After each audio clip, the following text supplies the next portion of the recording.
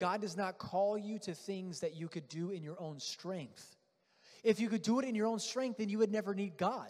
So he intentionally calls you to things that you can never do in your own strength. And that's why there's that internal struggle that you have, because you realize it's something that's so far beyond your ability that you need God to help you in your obedience. There's nothing wrong if you know what God has called you to, but you recognize your own human limitation and you say, God, give me the strength to be obedient to you.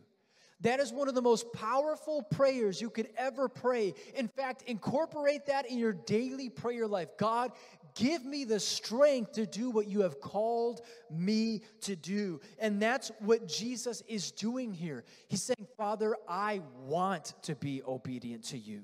My spirit wants to be obedient to you, but my flesh doesn't want to go through it.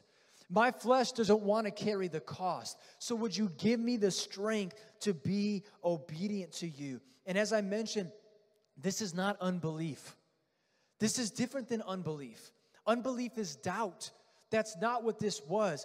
This was real faith encountering real opposition.